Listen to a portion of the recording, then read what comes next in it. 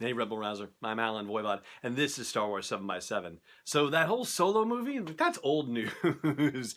Just kidding, sort of. But let's talk about the next movie that's coming out, Episode 9, in pre-production right now, not coming out until December of 2019. Oh my, we've got quite a long wait for a Star Wars movie. I mean, year and a half, right? Yeah, I mean, it's luxurious by comparison.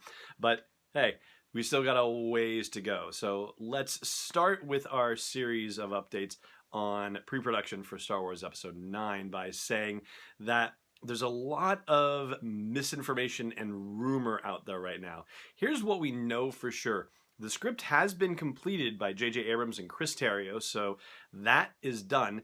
They're not going to start filming until the summertime, and so right now what they have to be working on is casting and location scouting. Like, that's the sort of thing that they would be doing, as well as a lot of, art development and that sort of thing.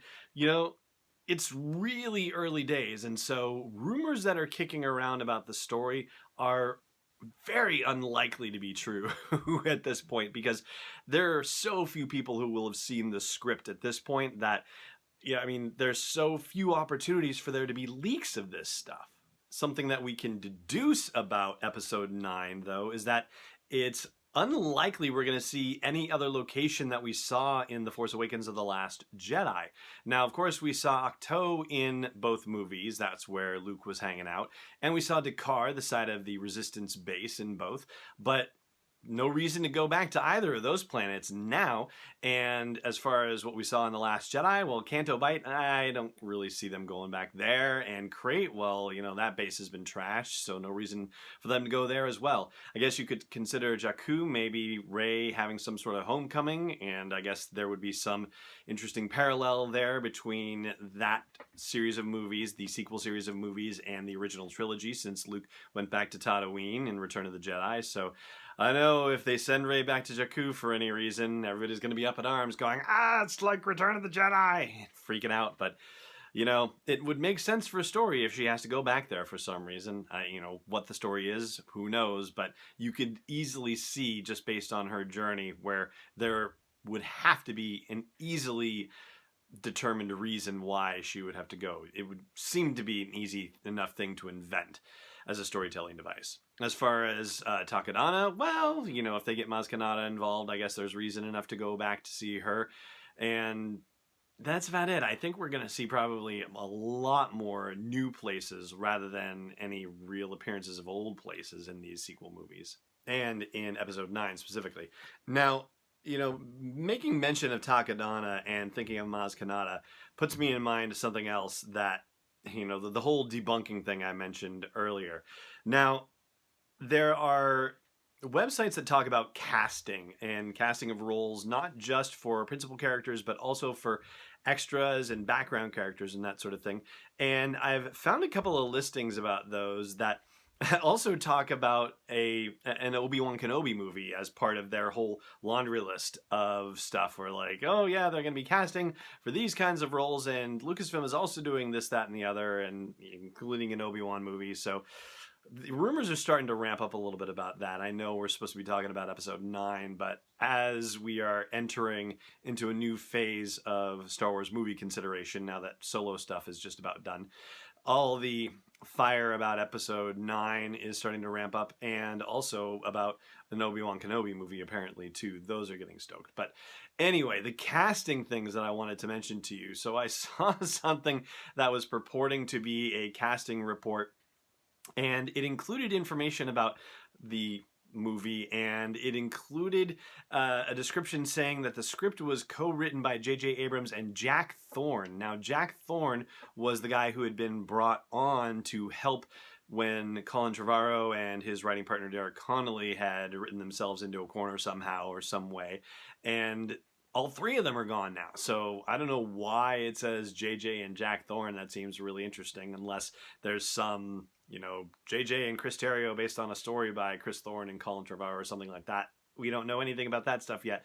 But the fact that it has this erroneous information on there really just makes you wonder how much stock you can put in casting call things like this. I remember when The Force Awakens came out and I was doing all the episodes about the run up to that, I had been looking at those and thinking, wow, this is really cool. And the more that I looked at them, I thought, you know what?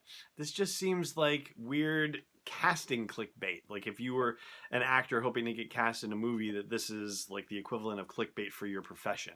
Ultimately, it's going to be a couple of months before we really learn anything about episode 9. And that's going to be like right around the time when principal photography begins. So we'll probably learn more about the cast. We'll probably learn more about an external location or two where shooting might be taking place. And that'll be enough to fire our imaginations. But for now, things are a lot quieter than the internet would have you believe. Let's put it that way. Oh, and there is one other thing that we know for certain, and it's one of the best bits of news along with one of the worst bits of news, and that would be the fact that John Williams is committed to writing the music for episode 9, but that it may likely be his final Star Wars project. And, yeah, you know what? We've got another year and a half to consider that, so let's not even go there right now. As far as news sources you can trust, well, there was a blog post that I did and an episode that I did in 2017 talking about media outlets that I trusted in the run-up to The Last Jedi, and it's something that I had been refining over the course of doing the podcast and, looking at the run-up to The Force Awakens and to Rogue One. And so far, I don't really see much in the way of changes on there. I mean, there may be occasional hits that don't show up on that list, and, we'll flag those here and there. But as far as generally reliable sources, then, we'll revisit that list and make sure that it's up to date. The thing that's percolating is actually going to be the subject of tomorrow's episode. Nerdist usually isn't a source of breaking Star Wars news, even though they've got Amy Ratcliffe as an associate editor there now. So really, they should have the opportunity to do something like that. But generally speaking, they are not one of the outlets that does. However, during the live stream for Solo: A Star Wars Story, Jon Favreau did an interview with Nerdist, and he gave a bit of information about the Star Wars live action series that we'll be talking about on tomorrow's episode. But that is going to do it for today's episode, though, at least here. I'm going to do Last Jedi trivia over on the audio version of the podcast. That's sw7x7.com/iTunes or wherever you like to listen to podcasts. But for now, it just remains for me to say thank you so much for listening and watching. And may the Force be with you wherever in the world you may be.